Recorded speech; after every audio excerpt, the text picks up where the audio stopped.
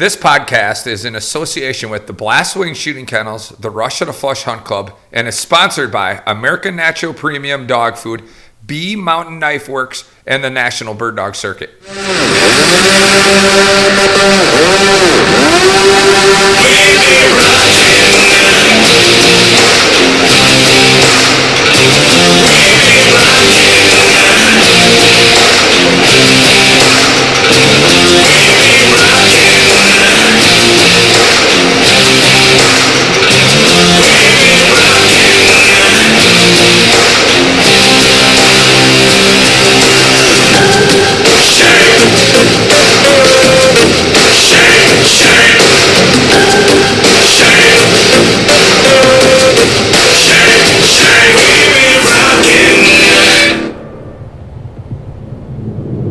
All right, welcome everybody to another episode of Wingmasters Truth Be Told, episode number 8. I think this is a exciting episode as we start to talk about the actual picking up your shotgun, because hunting season's around the corner. We're at the beginning of April. We have my Upland Upland Tournament Hunting and Hunting Seminar this weekend, which obviously involves bird dogs and shooting and everything we want to talk about based off of this Friday tidbit I just wrote. I got my energy drink bucked up here with no sugar. You know, I've been on this thing I've been thinking about lately. It's like, I've been thinking about it all day. I'm on this, like, fatty kick. I'm like being a fatty. I'm just eating fat stuff all the time and sugar stuff all the time. And, like, the number one, you know the hardest thing to do is to not eat or drink sugar. Like, there's people that cut soda right out of their diet, and I've done that before, and I actually feel better. But right now, with the problem is we're working so hard, as you know, in so many long hours that it's like right now it's just so easy to grab whatever. And I'm not one of those people that can just drink 8 cups of coffee throughout the day.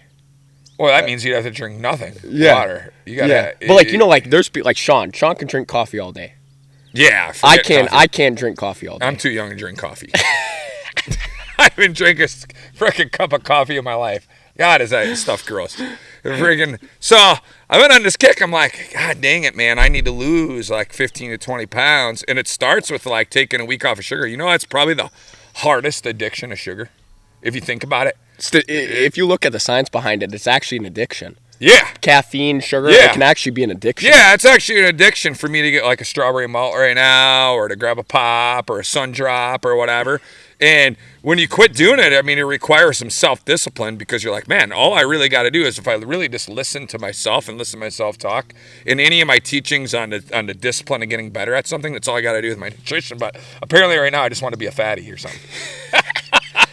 And I know at times it's funny because people will be like, oh, my cripe, you don't have to worry about it. You got a few extra pounds. Because you and I both have a skinnier, physique or skinnier genetics. I've been pretty lucky that my genetics allows me to be skinnier even when I eat bad, right? But some people don't have that luxury. They got a genetics to where the more they eat, they have a slower metabolism. I mean, it's because we're working a longer day. So I definitely emphasize to people who have a slower metabolism, eat for comfort, eat on the fly. I mean, I've been around it. I mean, there's many times that, I always think about this. I'm like, all right, quit being weak-minded, because you were a martial arts instructor and I was a fighter, and our number one thing was our nutrition. I actually want to bring this up because this is okay. This preludes it perfectly. I'm just, because I remember we were talking with a client. They brought in a puppy.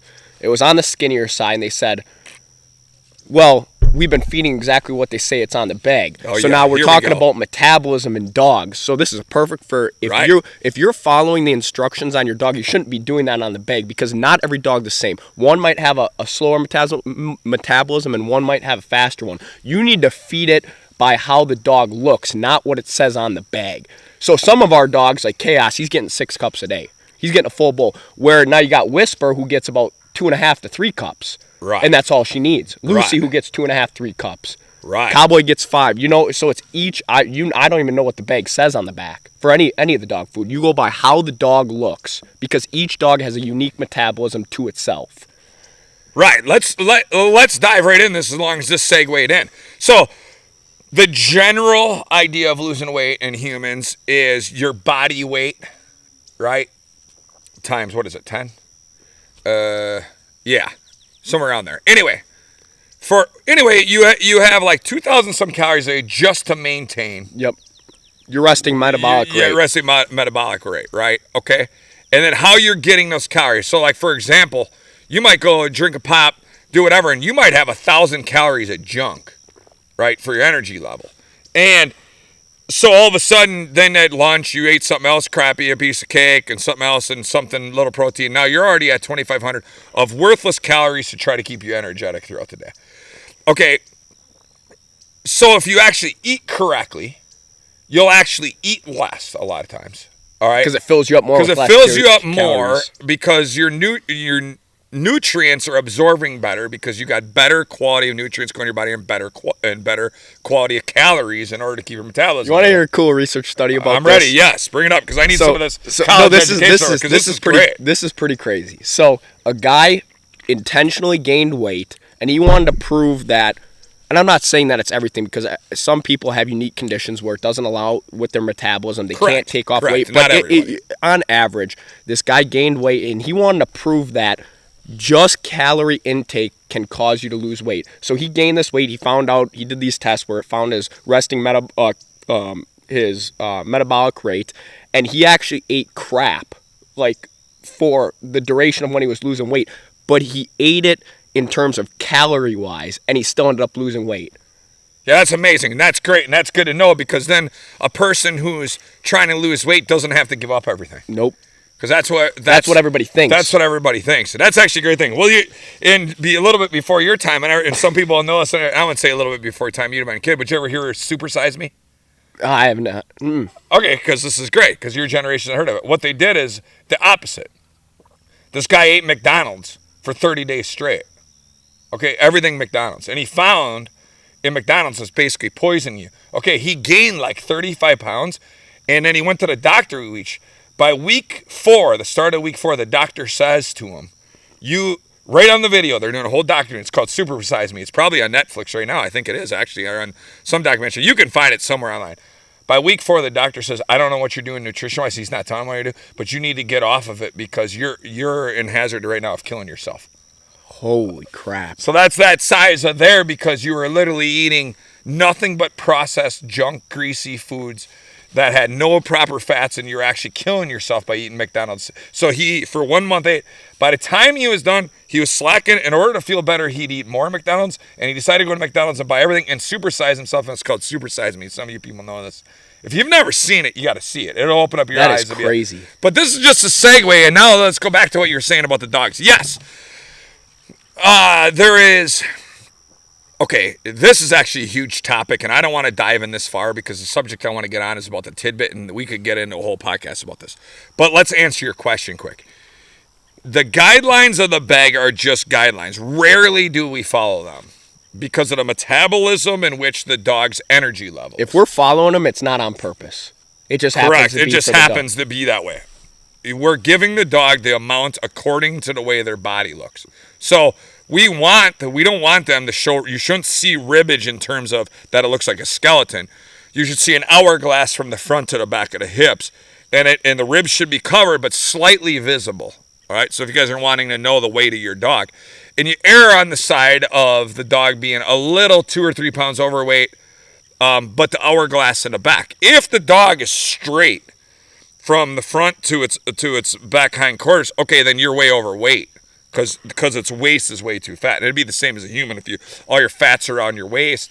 Okay, you're obviously going to be overweight because everything else in your body's fine, but everything's sitting in your gut, right? It's the best thing when a client sees their dog and the dog was overweight when they brought it, we just got them in shredded shape, and they're like, holy crap. Well, you just gotta, if you either gotta up their food or down their food. Right. You don't have to exercise them all the time. It's all about calorie intake. It's all about calorie intake. So if you got an overweight dog, just down their food. And don't feel bad because you're actually doing something good for them. If you have an overweight dog, it is so bad on their joints, elbows, hips. 100%. Horrible. Cardiovascular system. 100%. And that's why it's so important, like around here, your dogs, my dogs, we keep them. When we're not running them, we keep them a couple pounds overweight so their body it's like a bodybuilder. They don't stay shredded year round. They shred down when they need to. Right. And that's why it's so important because you want those healthy dogs whether you're running hunt test tournaments, and now tournament season's coming up, so now we're shredding down right Yeah, now. Mikey, Mikey. Yeah, oh yeah. The English pointers are the most athletic animal in the bird dog world in terms of species of genetics. But that's why I see in Mikey and Candace right now. When you look at an English pointer, it's just such a. The reason why I always loved English pointers is even before Mike and back in 2007 when I read the book Snakefoot Making a Champion and got into. I love the way an English pointer's athleticism looks. They are a specimen when they are in shape and you look at them, even over any lab. Now, don't get me wrong. I like a muscle-bound lab that looks like a Navy SEAL ready to go to war.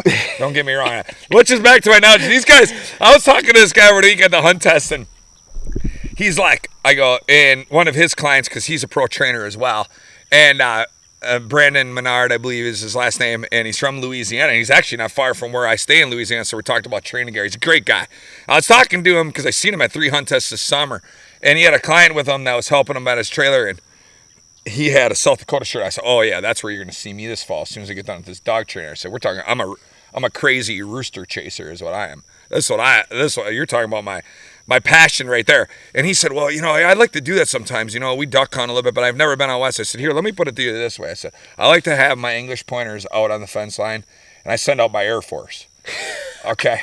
And I wrote a tidbit about this like 3 years ago. It was a badass tidbit. I'll have to dig it back up, maybe repost it, about how the pointers are the Air Force and my labs are the Navy SEALs. Okay, and I said, I love sending my pointer Mike out on lines, and so I said, meanwhile, I got my Navy SEALs like Journey and it used to be Ready and Cowboy and Patriot and in the trenches, in the cattails, digging out the pheasants out of there, and then there's my Air Force, Mikey and Candace out there. I'm on point. Okay, let's take the Navy SEALs over there and help the Air Force. All right, so and he said, Vonnie, when you put it like that, I'm ready to go to South Dakota with you right now. I'm ready to go to war. I'm ready to go to war right now on them roosters. So I'll have to repost that a little bit. But what we're talking about is a little bit more because we're getting into hunting and right now, we got to be diligent about this now because I need you to have this posted within a day or so. So pretty much I'm getting it done tonight. Yeah, pretty much you can't sleep. I want this up before the seminar because the seminar is this weekend and the 10th, 11th. Did I tell you I have to have off this weekend? and I got to condense it down to 2 days this year. Normally I have it shooting on Friday and then on Saturday and Sunday, but this year I got to condense it down 2 days mainly because of our workload. But I just did a tidbit last Friday that stirred the pot. A couple comments on it, text messages on it, comments of people calling me. I like to stir the pot on the truth. Okay. Mike said the kitchen. Yeah, I'm in the kitchen. I'm like, what? Why? Because you can't argue with the truth, right? Now, if you want to be ignorant, you can. So some people can't accept the truth. And if you're a person that can't accept the truth, okay, I'm sorry about that. You can't handle the truth. You can't handle the truth. I apologize because I feel bad for you. Is what I should say. I actually feel bad for you if you can't accept the truth. The truth is actually the simplest thing.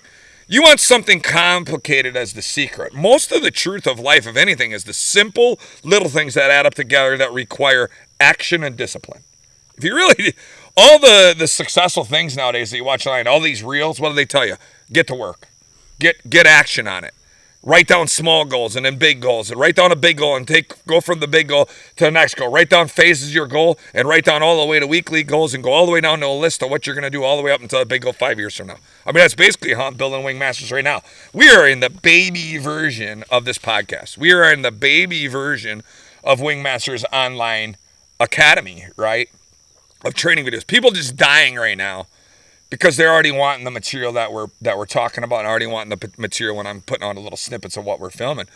Unfortunately, we can't do it with the quality we want to do any faster, and we're showing the process of the dog doing it. So therefore, we have to go at the dog's pace, which is a whole nother podcast, right? Okay, but right now, and I appreciate everybody saying, gosh, I wish your stuff was all right now. And the problem right now with it is that you're going to be at the seminar, you guys are coming to the clinics, and you're like, they leave and they want the information so bad because they want to take what they learn at the clinic and go be able to follow along with it day by day because there's nothing in America that's doing it. There's stuff out there that gives you little things, right? And but the process of actually seeing it in action. Don't get me wrong. Everybody, and I say this over and over, and I'm going to keep repeating this. There's other people I teach dog training. There's other people that are in the processes that people follow along with, and they're like, well, what do you think? A lot of people ask me about, what do you think about this? I'm like, I don't really know. I don't really follow you. I know what works for me, and I know what kind of music I like when it comes to putting a leash on a dog every day and putting an e-collar on. Oh, I thought we were talking about karaoke for a second. Yeah, the karaoke connoisseurs. So that's what I know. I like to read the dogs, and with 15 years of buckling up a dog, right? Let's say 75 dogs a year. Okay, I've trained well over 1,000 dogs have been through my hands. Okay, they taught me more than I needed to know than any video. Now, don't get me wrong. There's been mentors, and we got a couple of them that we're going to get on this podcast, and I'm excited to start getting guests on. But I really appreciate all the comments you guys are giving me. I'm at Hunt Test. I'm getting text messages. I'm getting Facebook messages of people saying, keep preaching, Mike. Keep preaching. We need you. We need the truth. And it's like, yeah, that's what we're here for. But, okay, so I don't want to get on too many tangents. Let's start with the tidbit. Okay, I just wrote the tidbit, and you go back and read it, and I said I want to expand upon it because I wanted to write about the difference between clay shooting, the difference between hunting birds, and the difference between tournament hunting.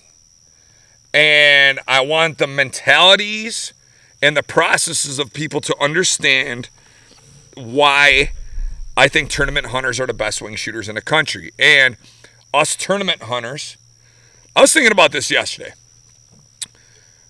Here's what I wish our sport had. We don't have bleachers to be able to make an arena for us to be able to shoot birds. Best thing we could do is build like this. Bulletproof. Bulletproof, just like a hockey rink. Put birds in it. Oh my God. Fill the stands. And then watch us go out and shoot, and even the pattern would hit the glass, and you'd be like, oh, dude. And you get to watch it right real, just like we're at a freaking bird shooting hockey rink. We need some sponsors for this because it'll be pretty good. So we don't get, because right now my niece getting up in horses, and I think about how closely related that I can get to the sport of being a rodeo, right? But people get to go in the stands and watch the rodeo. People don't get to go in the stands and watch tournament hunting that much because you come and watch different fields and it's just not there to be explained or not there to cheer. Now, by all means, I totally recommend that if you got a family member or you want to come to, like, we have our Top Gun Championships here. One of the biggest BDC tournaments in the country is right here in Wausau, Wisconsin. The second weekend of September, the 6th through the 8th, by all means, drive out here and watch one of the biggest tournaments in the country for yourself and watch these players that you hear me mention, because you need to come see it for yourself in the real, right? But we don't get to. And Bird Dog Wars, which I mentioned in the tidbit, go watch Bird Dog Wars. It's going to get you addicted, and then you're going to be very disappointed because what's going to happen is you're going to get to the end of season 1 and never put season 2 or 3 back on it. That's a whole nother Intel story, but we'll leave that alone for right now. And so when I wrote in the tidbit, in 07 or 08, when I got into bird dogging, and I was just had my first dog, Toddy. Winnie wasn't even born until 11, so we're talking 3 years before Winnie yet, okay? And I'm getting going with my first dog. And that's what I'm really enjoying about Wingmasters.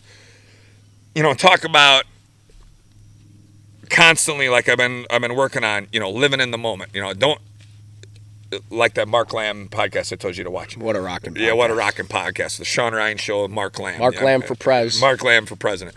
Okay, when in that podcast, he makes a cool analogy in that podcast, but he says about that boating incident on the Viking show where the kids was looking back, and he says, don't look back. You ain't heading that direction.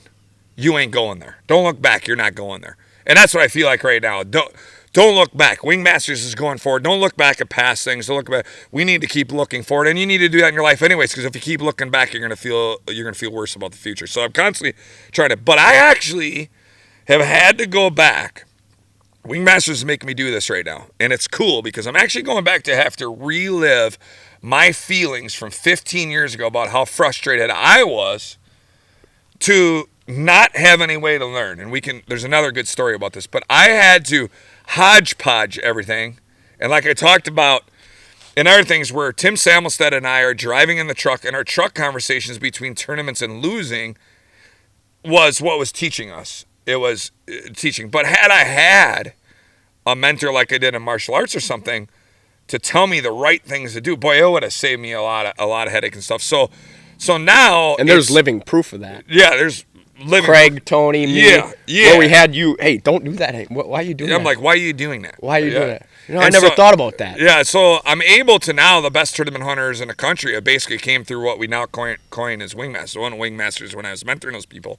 But now, you bring it through and you see how fast people are good at tournaments. I just want to freaking put my head down and just be like, oh my God, this is freaking drives me crazy. For all the years it's taken me to become a national champion, world champion, and you guys are already getting this in 2-3 years. This is bullshit. Because but I love the sport so much that it's my duty to bring the sport to light, right? And that's what I'm doing with this podcast. And this is what this podcast is supposed to be about. Okay.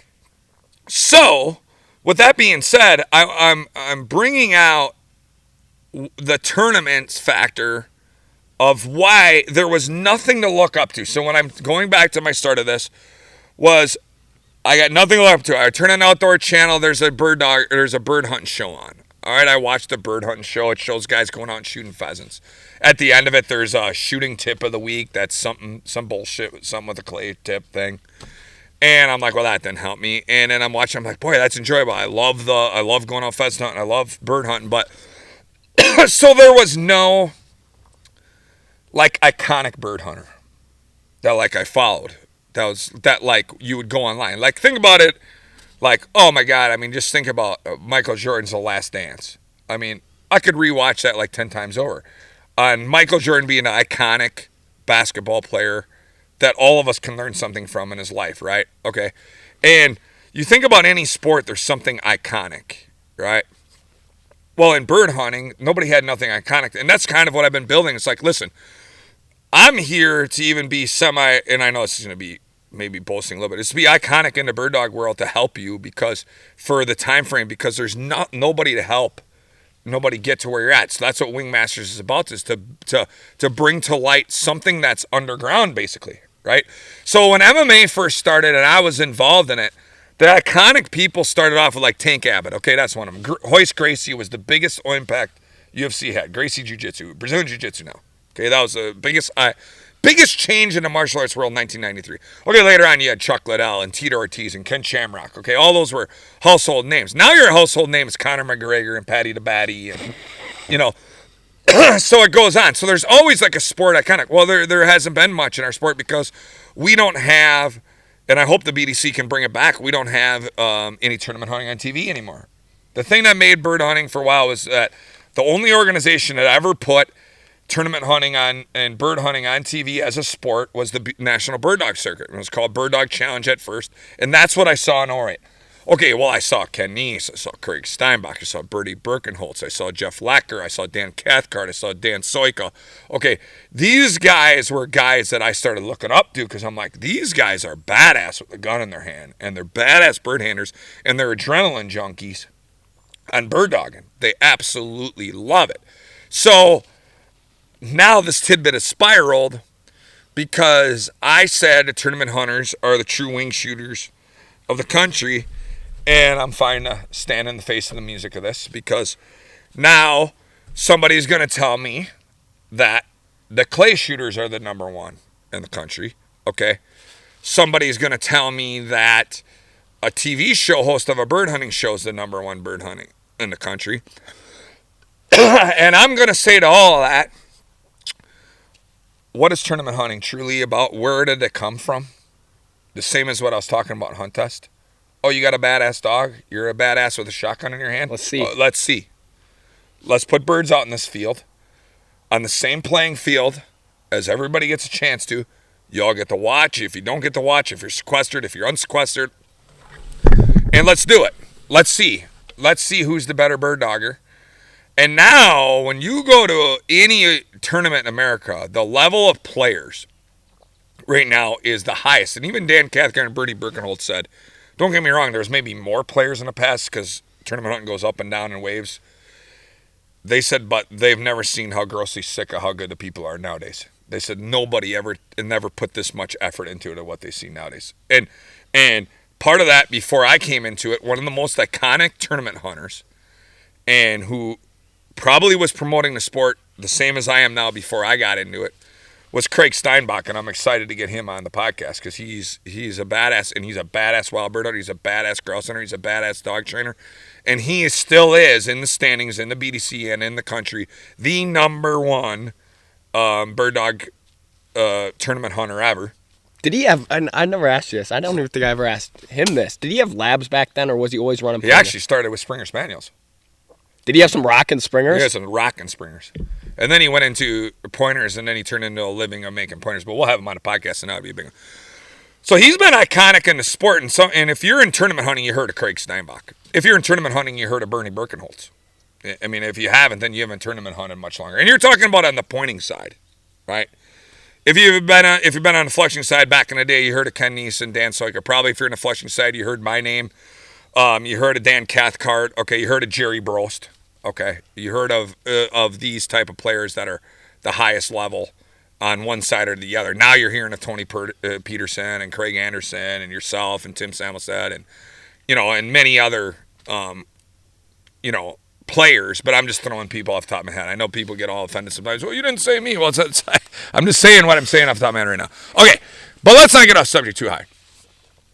Let's dive in some controversy. Especially since we had a good comment on it, and we'll leave that comment there, right? And we won't say. And so I want to dive in this a little bit. I have had clay shooters come to my hunt club. I've watched clay shooters come to tournament hunting. I remember, oh man, probably 5-10 years ago, they're like, oh yeah, this new guy's coming to tournaments, and he's like a big time clay shooter, and he's supposedly got good dogs. He's gonna be good, and oh yeah, this is gonna be good. And I'm like, okay, I want to see him. And just out there missing like crazy. And so let's dive in that second. Let's me stop and make a disclaimer that I am not bashing clay shooters. I think it's a phenomenal sport that's a piece of wing shooting. If you want to make the wing shooting triangle, okay, you got clay shooting sports, 5-stand, sporting clay, skeet, trap, feed task. Okay, I love it. Don't ever get me wrong. And I'm not saying clay shooters can't shoot birds. Okay, so let's not misconstrue my words here. There's a lot of good clay shooters that can come in and shoot birds. I'm not saying that. All right. Okay. I'm going to jump on the other side. Let's talk about bird hunters, guys who go bird hunting. Okay, I'm not saying that every bird hunter is a redneck with a bad gun. There are some badass bird hunters that I know, that I see on social media, that I know that are just really, really sensible, smart to the habitat of the bird and how they outsmart the bird with their dogs. Probably even smarter than me, and I admire these guys because they actually get more birds because they study the habitat of the bird better than I do. And I rely on the dogs a little bit more. Okay. But those people ain't going to be recognized because they're not going to ever tell you your secrets because they don't want you to kill more birds than them, right?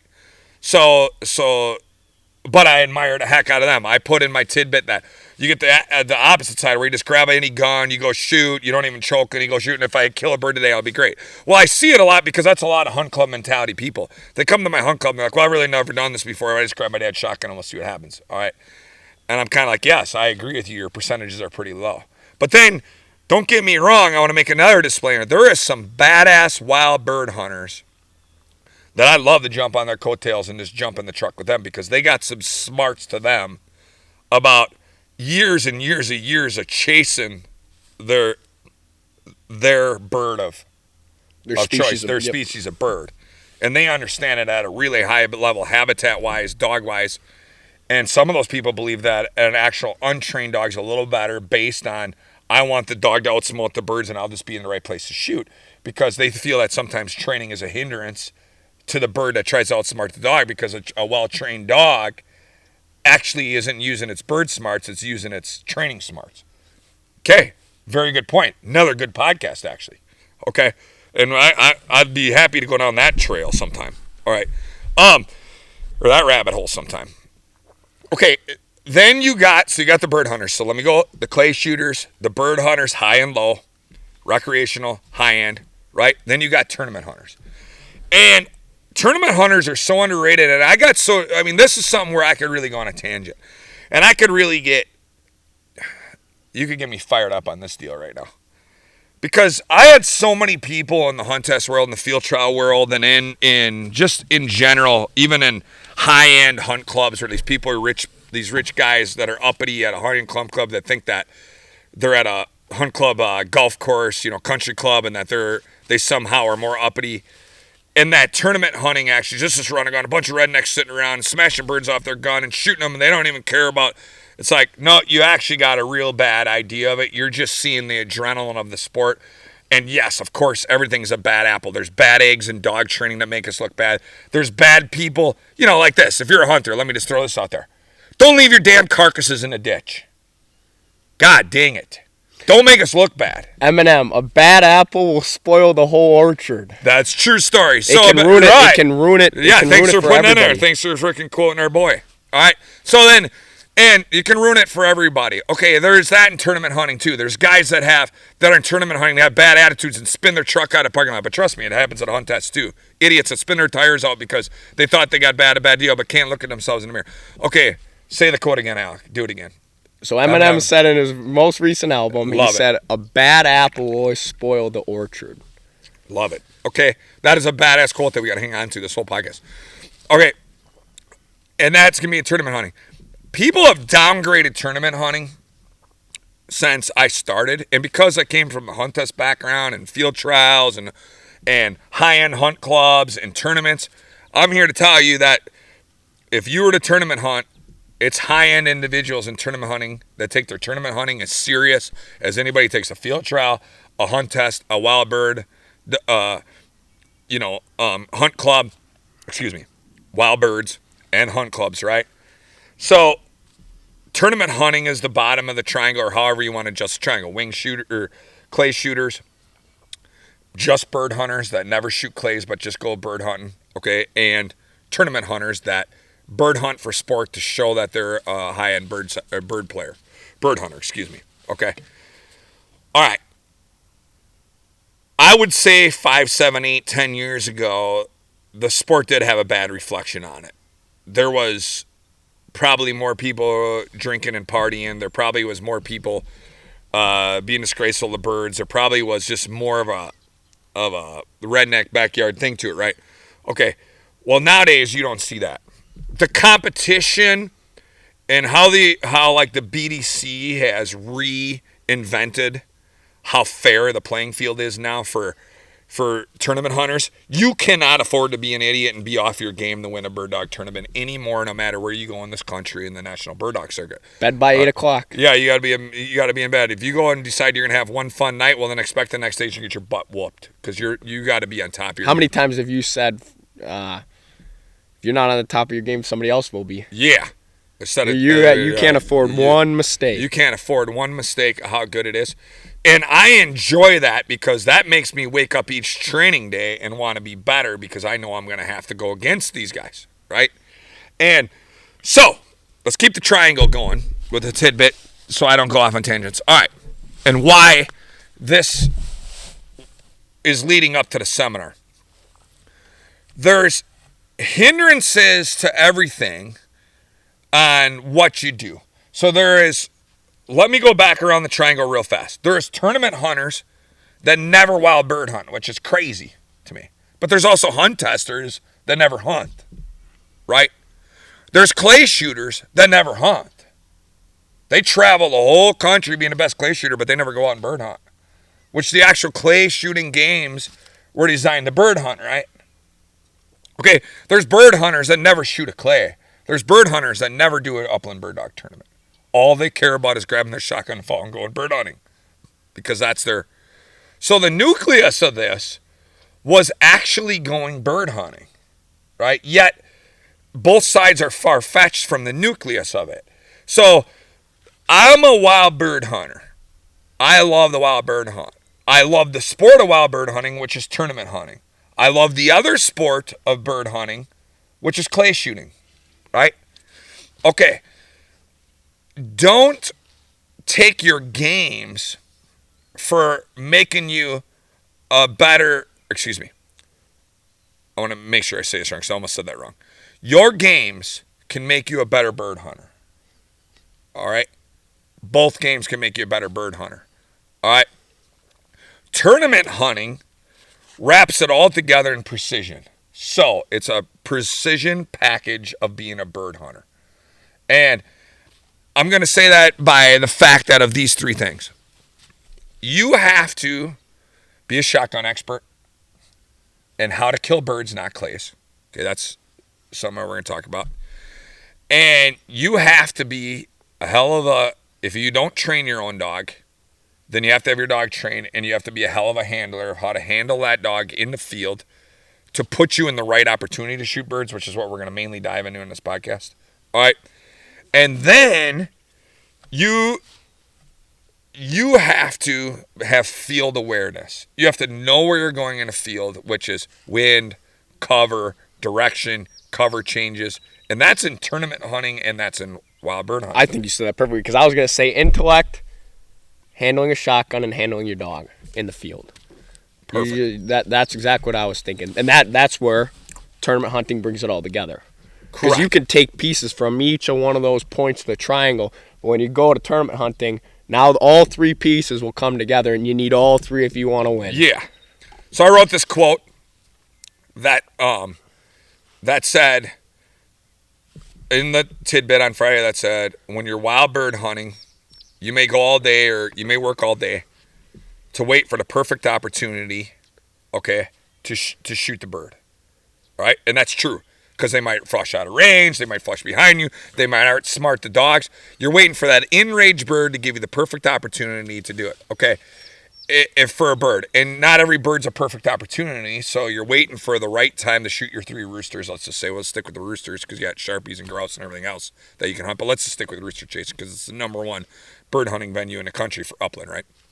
Okay, now, when you're doing that, and you got that going on, okay, now when you tournament hunt, every bird has to be the perfect opportunity. So now what happens is... But why is that? Why is that? Okay. How is it up to me to leave it up, or how is it up to me to make every bird an opportunity, a perfect opportunity? Okay, hold that thought. That's what we're going to dive into. So I'm glad you just asked that question. All right, and that's what we're going to talk about. So with that quote, okay, that's what we're going to dive into now on... and then how tournament hunting makes you a better wild bird hunter, and how kind of clays ends up being just its own thing over here. Again, please don't think I'm downgrading clays. I have a hard time articulating this and why I wanted the podcast, because there's going to be people jumping me from all over the place that, oh my God, I got this and that. I don't want the ego of you shooting clays, thinking that you're going to shoot more birds in a tournament better, and thinking that you're going to shoot more birds in a wild bird situation better just because you go shoot clays. If you look at the practicality of it, it is an amazing sport. But when you walk up, you are in your own little zone, whether you're shooting trap, skeet, whatever it is. All you're doing is you don't have any other thing where until clay gets up and you shoot it. And obviously there's a lot of things in there. But when you're out in the field, dog handling, field management, now you're not waiting already for the bird to get up. You're in half mount if you know your dog's getting birdie, controlling your dog. Like, the practicality of it is you have a lot more factors in bird hunting than you do occurring when you're shooting skeet in terms of other outside environmental factors, all of that. Correct. You're having a lot more on your mind in terms of that. Correct. And when you go into tournament hunting, for example, it's hilarious because, and it's kind of the same in the hunt this world, you'll go there and you'll never, it's like no run's ever the same. And like you know this already, we were talking about this the other day, you're just like craving that perfect run. Oh, and we were talking about that. Yeah, when you get this perfect run, it's like when you're in harmony with your dog, your gun, the field management, and you make this perfect run to where when you come out of it, you go, oh man, if anybody beats this, they're a better man today because I just laid down the efficiency in this and laid down a lot of the efficiency, and that's what you live for, the perfect opportunity on all five birds. Okay, it's hard enough to put 5 birds in a field in a tournament, to go out and find those birds properly and harvest each bird 1 shot per bird. Because what you got to remember, what I told you in the past, is that if you miss a bird, the clock jumps 2.5 minutes forward, right? So it's already hard enough to go and do that clean, all right? Much less think that you're just going to go out there and that this is easy. Oh, I can shoot any birds and have the ego of going based off the clays, right?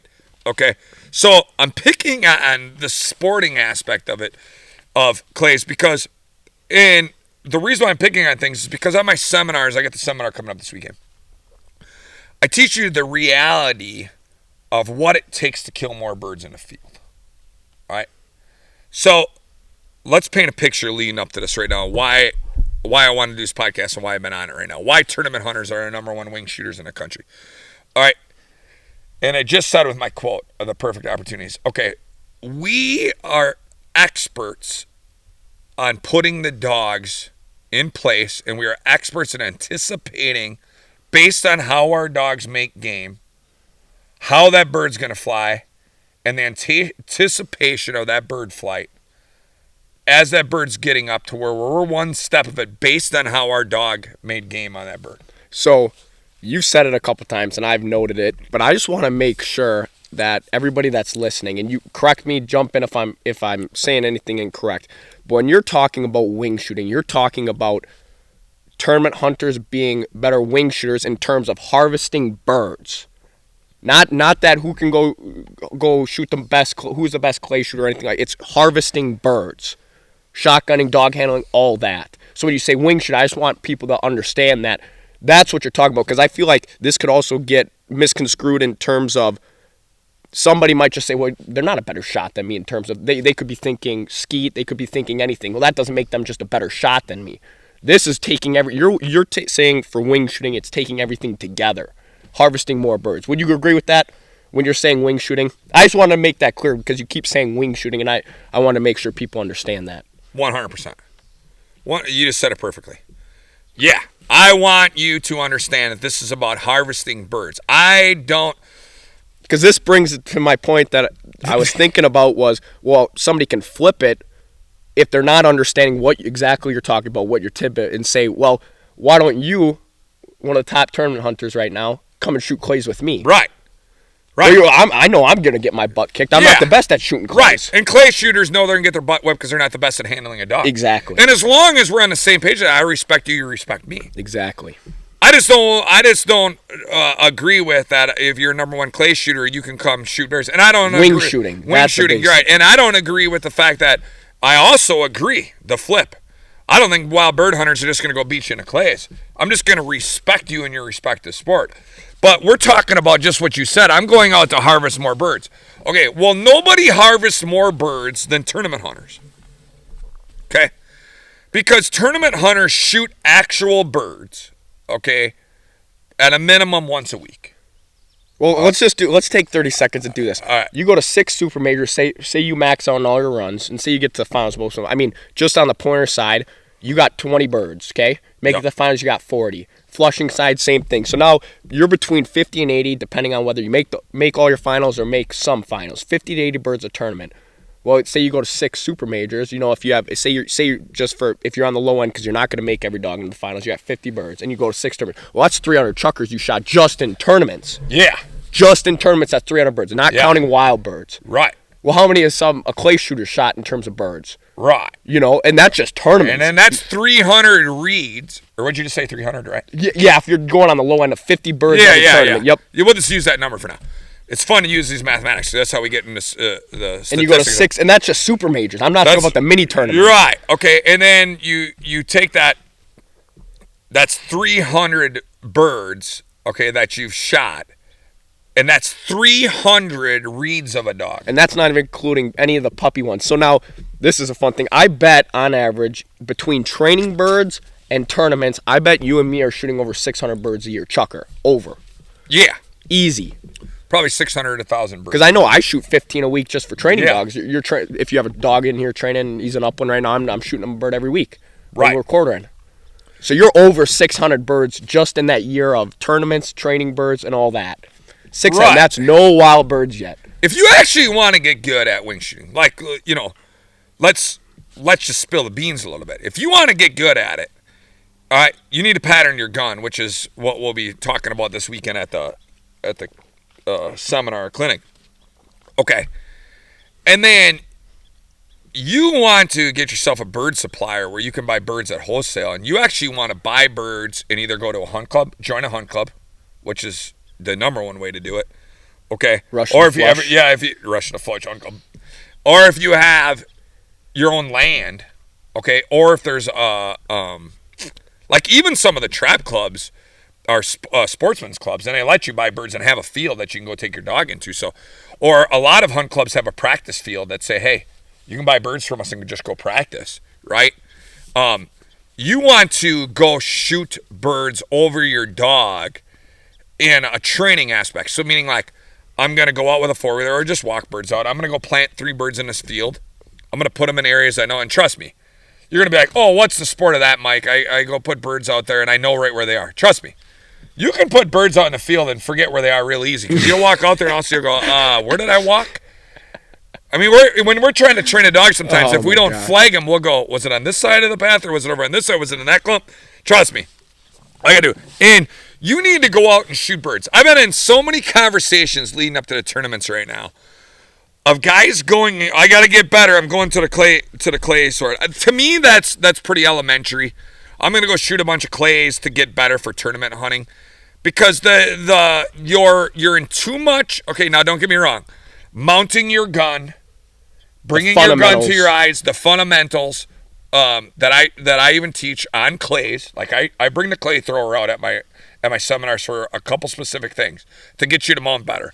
I can get you in my system of Wingmasters Shotgunning Program to shoot better immediately just by teaching you how to mount your gun in a real life way, right? Instead of mounting your gun in a sport way or instead of mounting your gun in a hunter way. So my mounting system is actually what makes people better immediately. And that's what you see at my clinics. All right. But getting birds and going and shooting them, you got to get to read your dog. So what makes a wing shooter really good is reading the dog making game.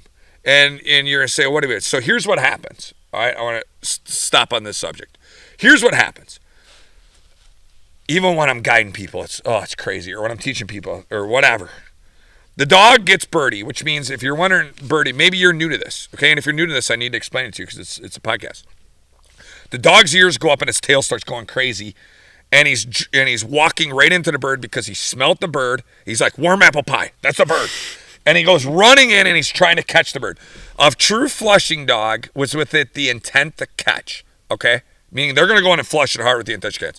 Okay, then you got a pointing lab or you got the pointing breeds. They're going to come up. They're going to smell their right. They're going to stop, point, lock up, and freeze and go. Boss, right here. There's a bird right here. Flush that sucker and get it for me. That's what the pointing breeds are meant for.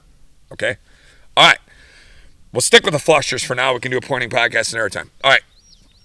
Now, you need to read that dog's birdiness on tournament hunting and on hunting in order to know how you're clearing out the zones on putting that dog in the right position in order to find the bird that you want in the different zones. And then once that dog starts going in on the bird, okay, now starts going in to flush it, then this is what I want to mention. Here's what novice people do. Soon as, okay, get ready, the dog's getting birdie. They freeze in their tracks. They stop. Well, they get concrete in their boots. And now if the dog winded it from 20 yards, you're screwed. And he's going in and you planted back here, okay, now the dog is 20 yards from you. The bird gets up 20 yards. Well, now by the time it's a makeable shot, it's another 10 to 20 yards. It's a 40-yard shot. Your gun ain't patterned. Bang, bang. See ya. Bye-bye. There goes the bird. And it's so crazy because it is more common than you think. Like when I first started and I started working with you, I'd always stop.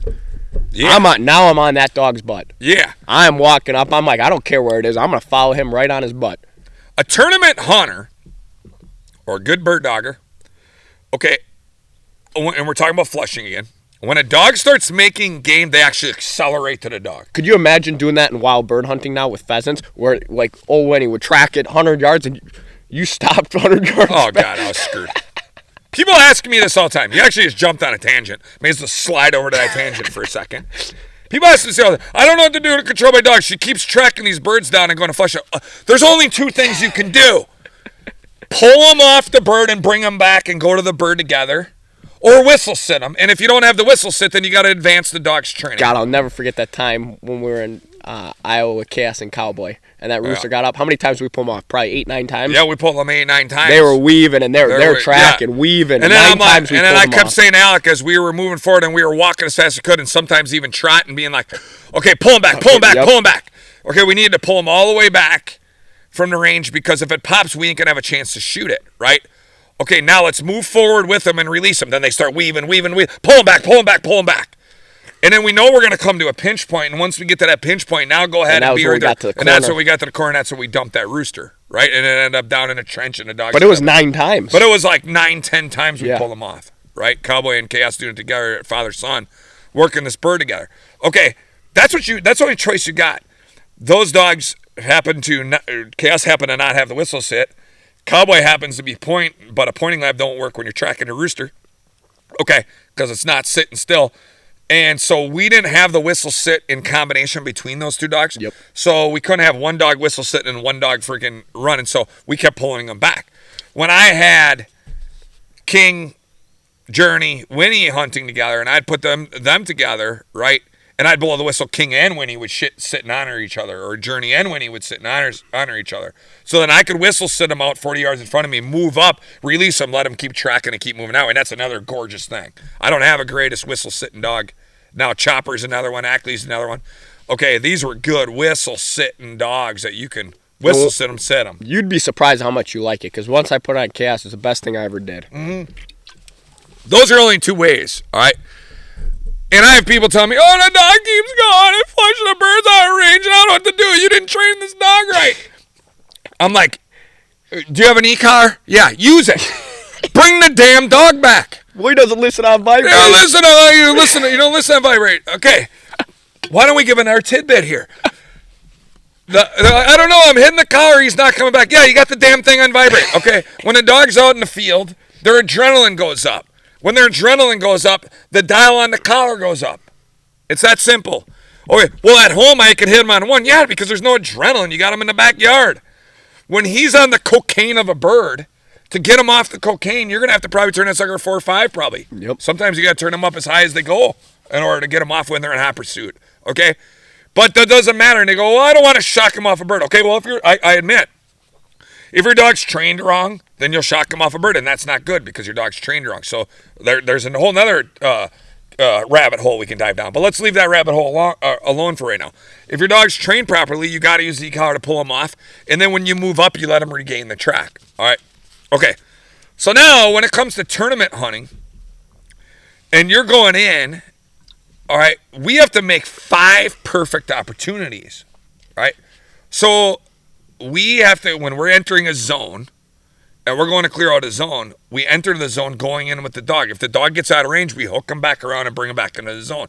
Once we get into the zone, we let the dog circle around us or weave around us so that there's a makeable shot in the zone we are before we clear it out. Okay, then we got to move to the next zone and do the same thing. And we have to create the perfect opportunities. Well, what happens then when you do that in tournament hunting and you take that into wild bird hunting or you take that into hunt club hunting, all of a sudden you got this control of the dog in every situation wherever you go, and you got this control of shooting where it's not chaos in your brain. So you actually slow the flight of the bird down by the fact that your dog is in control. If your dog is out of control and chaos is happening in the field, then your shooting is off. Especially when you're trying to make 40-yard shots. Yeah, especially you're trying to make sure. Then your shooting's all off. So it's a bad situation. So tournament hunters, when I say they're the true heart of American wing shooters, is because they understand in the field how to play the wind and how to control the dog into the bird, and then how to close the distance between them and the dog as the dog is encroaching the bird, and how to make that shot be such a high-end shot. Okay, so then what does that do? It ups the probability of you making the shot in the real world, right? And when you up the probability of making a shot in the real world, okay, now you're making it. Well, what does that do then? Then when you go into real wild bird hunting, you end up making the shot like, oh man, wow, I didn't realize that tournament hunting, me being out actually understanding my dog better, how much it would make me a better shooter. All right. That's why I argue that the clay sports don't make you a better shooter. I will say this, they make you mount better. They make your eyes better. They make you focus on the bird better. Hell yeah, I love all that. Okay, but the true art of killing more birds is reading your dog better. That's the true art. Yeah, because you talk about those perfect opportunities when you're wild bird hunting, but they're still getting up 10, 15 yards ahead of that dog. I mean, how many times have you actually shot a rooster that held that tight? Correct. I don't think I shot one last year. I probably shot, with you guys, I probably shot 20 last year, and I don't think I had one that was within 5 yards of the dog. Correct. And now in the cattails maybe, but I couldn't see exactly where the dog was. But I mean, in the cattails maybe it was within 5 years, but that's cattails. Correct. And now and that's a whole nother point. So like, there's people that are good tournament hunters that have a hard time transitioning wild bird hunting because they watch the bird get up off the end of the dog's nose to be able to make the shot. And then when you go wild bird hunting, your eyes should never be looking down at the dog. Like, that was the best experience I had when you took me Sharpie hunting, because it taught me, like, when I was first filming you, I learned that you have to, and you told me this, you need to look past the dog. The birds are not going to fly in front of the dog. Right. You have to always be looking past the dog. When you see the dog getting birdie, look out 10, 15 yards, because that's where they're going to be. That's going to be your thing. And when I taught people that's a big piece of my puzzle of helping people shoot birds. When you're wild bird hunting, you got to look out in front of the dog, not at its nose, because in tournament hunting, that's where tournament hunting hurts your wild bird hunting, because you're so used to looking at the nose, because the dog's pretty much going to push the bird in the ass with his nose and put it up, and you're going to dump it. Well, I got a good question now, because we haven't really related this to, I know we're talking more upland, but like if we're talking about waterfowl, yeah, and we're talking about clay shooters, would you say that since they're already getting mounted and getting ready, you're still in the act of, it's almost like you're still in the act of pulling up and not already mounted? How would you correlate that for ducks and geese? Are you saying off of clay shooting? Yeah. Would you say it's the same, like in terms of what we've been talking about? Or would you say that's a little bit different because you're not handling a dog? Okay. In terms of not handling a dog to get the bird to flush, they're already coming in and you're calling. Yeah, and this is a whole nother podcast, but we'll jump over there for a second. There's a difference because as a waterfowler, you're sitting there making sure your dog remains seated while you jump up to shoot. So there's two ways. In waterfowling, and people know us that are waterfowling, you either sit up or you jump up. Yep. Okay? Now there's a whole nother art to shooting. So again, when you're clay shooting, you're standing there waiting for the break point and you know where the target's going to be. And then most of your shots, not all, but a lot of your shots are incoming. And in upland, rarely do you have an incoming shot. Yep. It's the 1 out of 4 method, right? There's only 4 ways a bird can fly that you learn at my clinics. And and rarely, I call the birds that come screaming at you kamikazes, you hear me say all the time, because they're screaming at you in the upland world, and you got to learn how to shoot those birds that scream at you, an incoming shot. But in waterfowling, if your decoys are set up right and your spread's set up right, they should be coming straight into you because you're bringing them into the wind and they want to set into the wind, right? Unless you got to have a crosswind and have them set a crosswind. Okay, which in that case, you're actually going to have to lead them because they're going to set into the wind. They're going to stall up in front of you, all right, which is going to be semi the same idea of the shot, right? Don't get me wrong. If they whistle by you, you got crossers, all that stuff. But we're just talking about average. Okay. You do. Maybe some people do this, and maybe if you're older, you do this. Okay, but rarely do you remain seated and shoot the gun. You jump up out of an A-frame, or you jump up out of your duck blind, or you're laying back and you sit up and whip it up. And you sit up and whip open your doors, which is actually the hardest goddamn thing to do.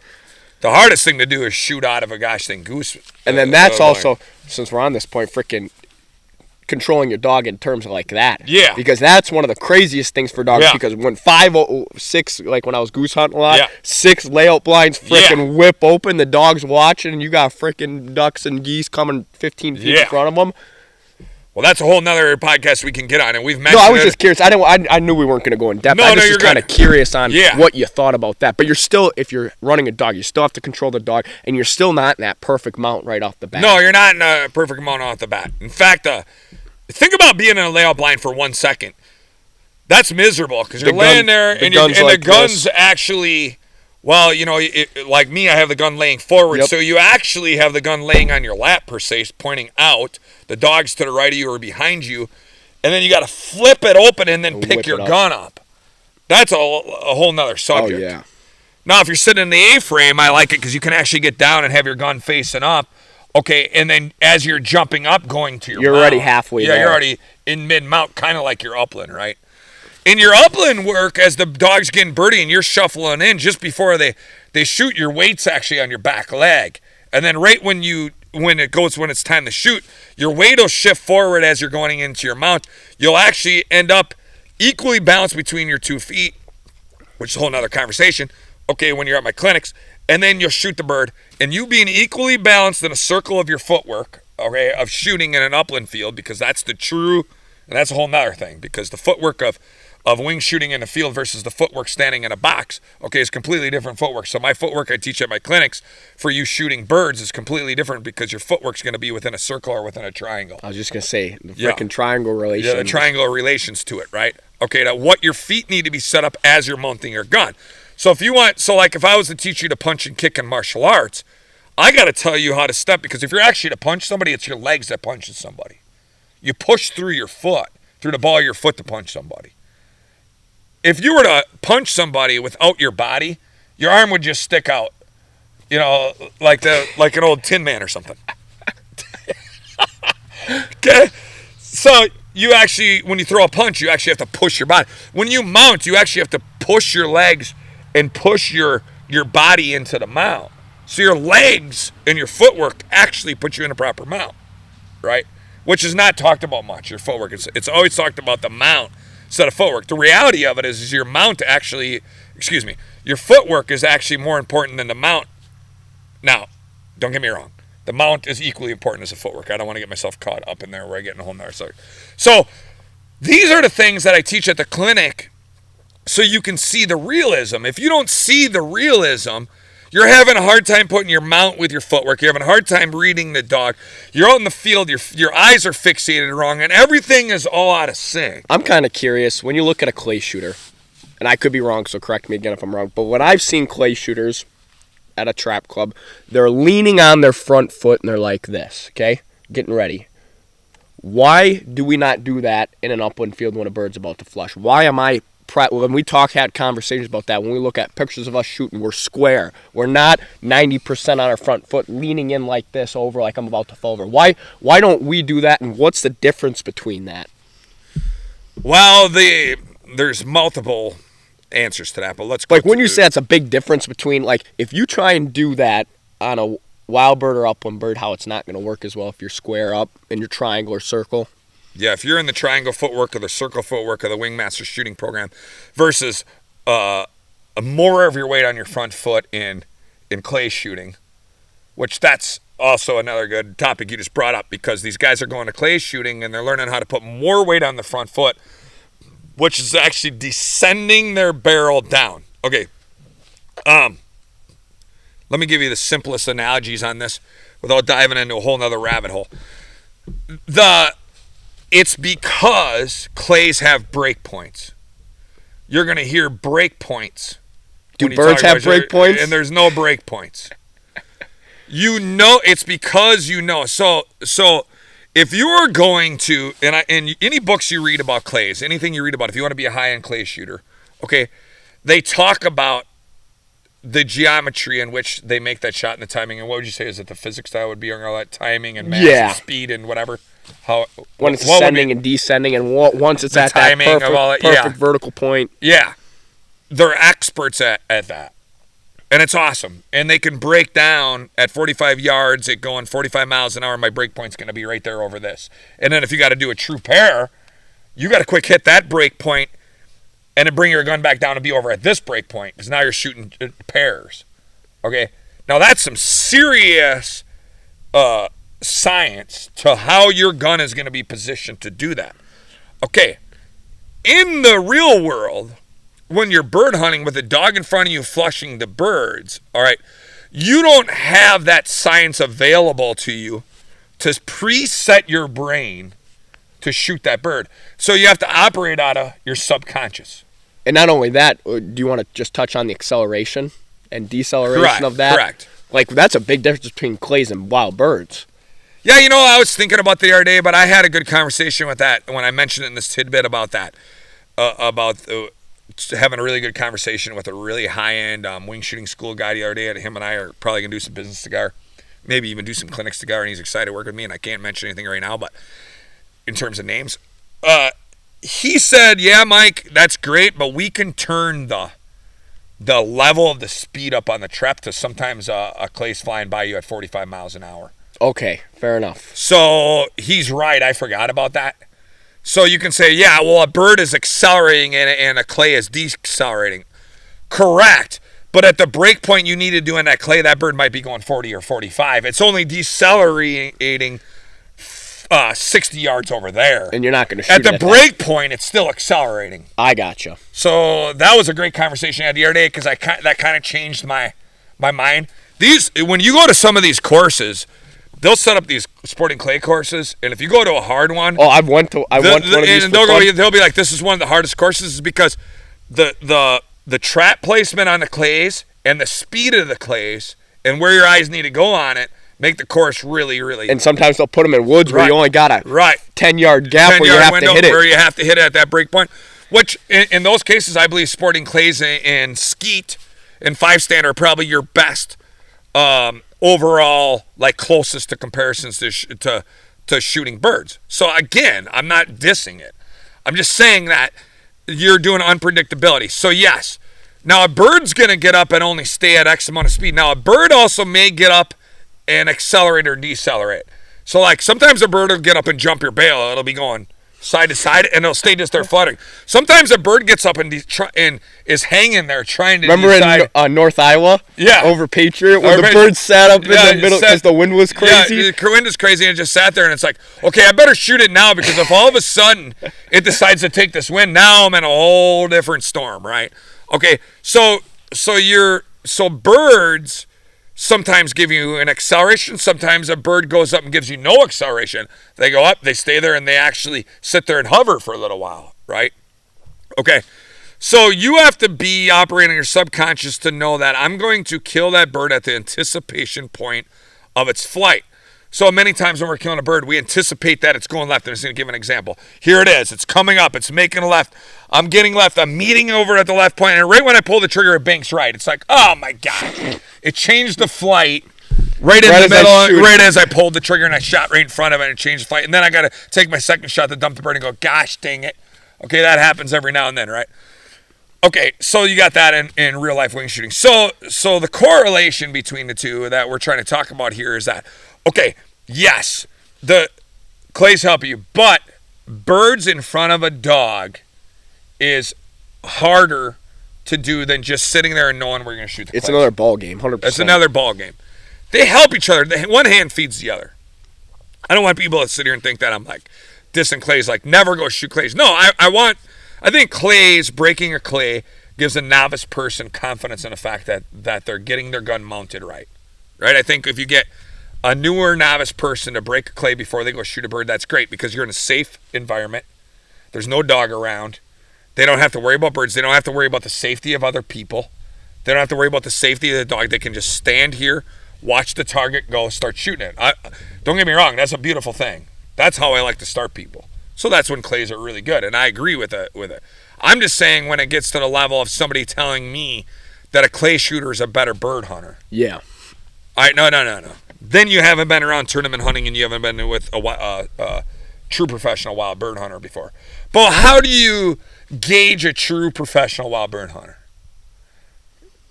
That's the problem. The only way to gauge a true professional wild bird hunter is basically your high-end tournament hunters. Now, people ain't going to like to hear this. What's this podcast called? Yeah, truth be told. People ain't going to like to hear that. Oh, bullshit. I know wild bird hunters that are way better than your tournament hunters. I know tournament hunters that can't shoot wild birds. Yeah, I agree. I agree with you. Don't get me wrong. We can sit and have a beer all night and drink some bird dog whiskey and talk about that all night. I agree. Okay, but in order to get the processes to understand that, tournament hunters understand them processes better. And in order to say who's the better bird hunter, okay, get your dog, go out in this field, and find these birds according to these set of rules faster than me, and shoot these birds better than me. Okay? Prove it. All right, I mean, the tournament hunting is putting your money where your mouth is. Yeah, 100%, you know.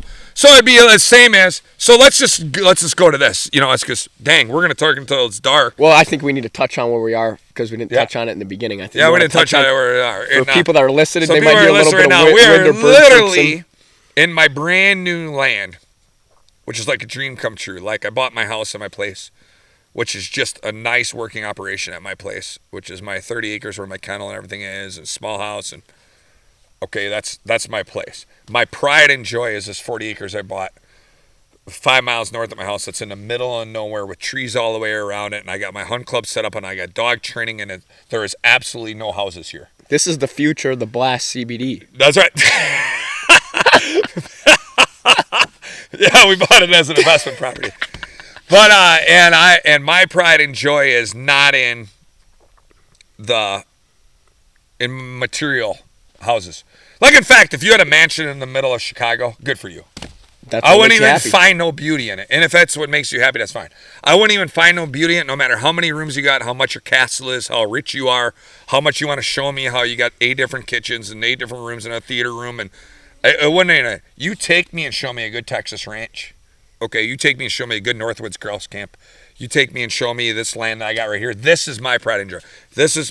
Maybe someday I'm going to build a house here, but sometimes I think about, I don't even want to build a house here because I don't want to ruin the serenity of my whole place here. I want to go back to this because it's getting dark and we got a night and mosquitoes are going to start eating us for lunch. And they're already trying. So we're sitting out at the Wingmasters studio, just like we were talking about my new property. I want to end on this. Why was rodeo formed? Okay, and the best way would be ranching, right? All right. Why is there reining in cow horses? Why is there roping in rodeo and tying up calves? Why is that? Because that's actually part of the ranching lifestyle. So somebody would say to them, "Oh, I can go out there and rope anything out on a ranch better than you." Really? You can go out there and rope better? Let's prove it. Let's prove it. So then the sports were made. Because ranchers were out there saying, "Okay, we got to go get these cattle. You want to go help me? Well, I'm actually a better roper than you are catching these calves and roping them." Really? Well, let's see if you're a better one of my roper. favorite. I don't know what they call it, but it's where they release I don't know what it is, for a steer or whatever, and it starts running around, and they keep control with no rope, nothing, just with their horse. So the horse is going back That's what I'm talking about. Cow horse reining. Oh, okay. I didn't know that. That's what it was called. But but you have to do that in real life. If you have to separate one of them for a shot or something, anything like that. Yep. Oh, that's exactly what I'm talking about. I'm better than that than you, though. Yeah, I'm better than that. How do you show it? And then it comes down to the same thing. So what's all that? It's genetics of those horses that I have a better reining horse than you do. So I have better horses than you do. Yep. So what is it when people are sitting around hungry? My dog can smell birds better than you are. Really? Let's go prove it. Really? Your dog's better than mine? Let's go prove it. Your dog's genetically better than mine to find more birds? Let's prove it. Okay. Oh yeah, I can shoot birds better than you. I go out and kill birds all the time. You know how many birds I kill here? Well, let's prove it. Let's put birds out and come out and do it. Okay. It was put your money where your mouth is what tournament hunting did. And tournament hunters aren't afraid of it. A rodeo person ain't afraid of it. All right, let's bring your horse out. Let's see. Oh, my horse can cut that calf out of it. Really? Let's see your horse do it in comparison to my horse. Okay, I can go out there and rope any calf that I need to off this herd that we got to go vaccinate. Really? Let's see you get over there and have the timing to be able to rope that calf. Right? Okay, that's why I love the analogy of rodeo. Plus, I'm a fan of rodeo, and I'm trying to get better at understanding rodeo. But it's the ranching lifestyle. Okay, tournament hunting is the lifestyle of bird dog hunters, right? Of bird hunters, right? And I don't know many bird hunters that hunt without a dog. So even if you go bird hunting, you hire a guide to have dogs. So if you go out if anybody's listening to this podcast goes out to South Dakota and you're a bird hunter, all right, well, the guides have dogs. and you're hunting over dogs. Yep. If you want to try it sometime, I'll gladly plant birds for you out in the field, and then let you go find them yourself and shoot them, without you and me knowing where I put them. And I can tell you another thing. You could watch me in my tournament hunting field we got straight out in front of us right now, plant the birds, and I'll go out there and throw them in the grass, and then you go find them yourself once. We talked, because we can't even find them ourselves after we know where we put them ourselves. Yeah, and we talked about this in one podcast. Quick touch on this is you can know where the birds are planted, and still not have a smoke and run. Yeah, that's the best thing. Yeah, ever. leaning it down there. So, okay, the seminars this weekend. The 10th and 11th. It's not Friday, so let's say I'm on to get this podcast out. I just wanted to touch on this. It leads down a lot of things, and I want to go back. Let's end it here. I respect all the clay shooting sports, and I respect what they bring to the table for bird hunting. I respect wild bird hunters, high and low. If you kill a lot of wild birds, or if you just want to go out and shoot a bird here and there, and you just want to use it as a pastime, I respect every level of bird hunting. Okay, I respect tournament hunters. If you just want to go play a simple 3-bird set on a local circuit and just go run your dog and you don't really even care about winning, I respect that. That's no problem. All right. What I don't like about the whole circle of it is people bashing tournament hunters, saying that the sport is like somehow not high end. It's actually the highest end. Because you have the highest end dogs, you have the highest end shotgunners, and you have the highest end field managers, right? And I will say this, you take a tournament hunter and go wild bird hunting, you take a tournament hunter and go shoot clays, just their mentality alone is already going to put them at a higher level, right? Because they can already work under pressure. Because they can already work under pressure, they understand. So I'm here as the Wingmasters seminar. If you want to become a better tournament hunter, I'm here to teach you how to get to first, a base layer of tournament hunting, how to get into tournament hunting and just get good at being clean. And when I say getting good at being clean, I say it myself, just go out, like they'll come at me and go, oh, I would have had a 3-minute run. But Mike, really, what do you mean you would have? Well, I double tapped one and I missed it. Okay, that means nothing to me. I don't care about you would have. I'd rather you say to me that, let's say the winning times are 3 minutes, and I'd rather you say to me, hey, Mike, I had a 5-minute run, but I was clean. I'd be like, oh, man, I'm so proud of you. Not I would have had a 3-minute run if I missed. No, it's the best when somebody comes up and says, I would have had you. I would have had you, but you missed. Well, you missed. You didn't have me. So you didn't have me because you didn't complete the process, correct? Okay, I'd much rather get clean. Okay, then there's this level where you just need to make the finals in tournament hunting. You just need to get yourself to the finals because there's people who are playing good but can't get to the finals, right? Okay, now you just need to get to the finals. Okay, now you get to the finals. You just got to break the top 5. Get a placement. Because then it's hard enough you make the finals to even get a placement. Right? That's another level. Okay, now you get into the finals, win it. Okay, no matter what tournament is, win it.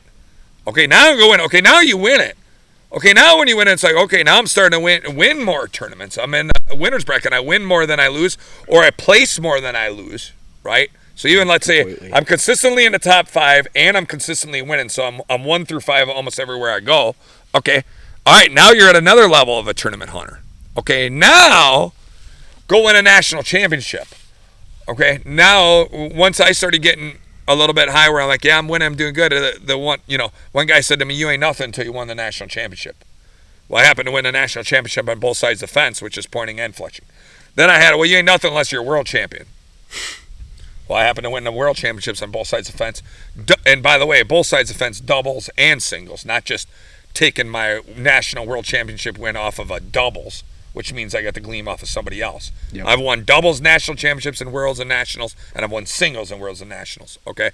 And I've won them both on the pointer side, and I've won them both on the flushing side, okay? So we're talking about all the way around. Okay, you won a national championship. Okay, now win the dog of the year title, which is chasing the points all year and go win the thing. Okay, well, I managed to win on the flusher side and on the pointer side. All right.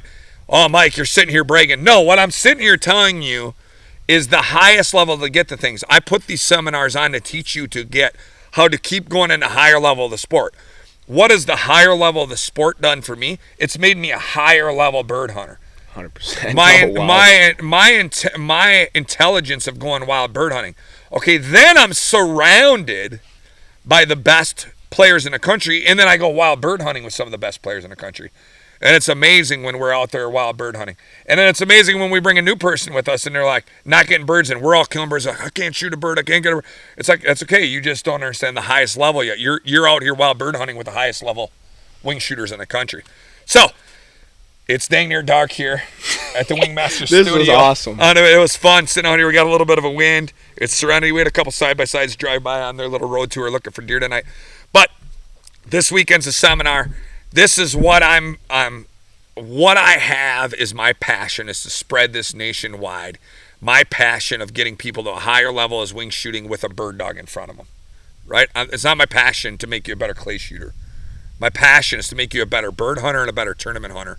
And my passion is to bring the light of tournament hunting to the masses. That's my passion, right? That's what I live for. And that's why I want to keep acronyming this to rodeo. Your favorite high-end bull riders, all right, that are up there, okay, they're the icon of their sport. That's what tournament hunters are. I don't care if it's not me. I don't care if you like on bird dog wars, who the person is that's iconic to you. Get somebody that you look up to in bird hunting. And I appreciate all the people look up to me and follow me and say, hey, Mike, you've inspired me to be a better bird hunter. You inspired me to be a better tournament hunter.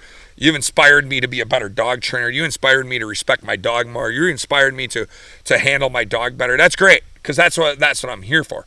And that's what the passion's about. So, he's $1 million bull rider. You know what I'm talking about? JB Moon. God, I love that. Oh yeah, that announcer is just amazing. I forgot what that announcer's name is too for that, because he's got a special voice. Shout out if you want to come on. Yeah, come on our podcast right now. All right, so anyway, guys, we'll see you this weekend at this seminar. The podcast is going to get exciting now, because now we're leading into hunting season. Oh man, I can't. And we appreciate you guys hanging with us, listening to podcasts. We're in the heart of dog training, so the consistency of the podcast is not exactly the way we want it to be. And then we want to start with a guest. We keep saying this at everyone, and we got to get it out of there now. Is we already have a guest that we recorded already back in March. We're going to be contacting him, bringing him to call into us to say, hey, let's release we actually have 3 episodes made with him, with a real special legendary dog trainer. And we're going to start bringing guests on so we can start having fun with some guests instead of us here. But I love having these conversations right now to teach the realism, so that we can sit down and actually have a conversation with you, so you can learn something from the inside view. And then we'll start bringing on guests of the people I'm talking about and start really expanding the sport of tournament hunting and bird hunting. So, all right, guys, start getting excited, because hunting season's coming. Dust off that gun and get ready. And we're going to see you this weekend at the Wingmasters annual Upland seminar. I can't wait to see y'all. Bring those dogs, get them ready. Thanks, Alec, for being on. It's pretty much dark right now. You probably can't even see us, so it's best we're talking. We're going to find it out. We're going to find out. We're going to look at the camera and like, holy crap, you can't even see us, so why did we even put this up on YouTube? All right, guys, we're out. See ya.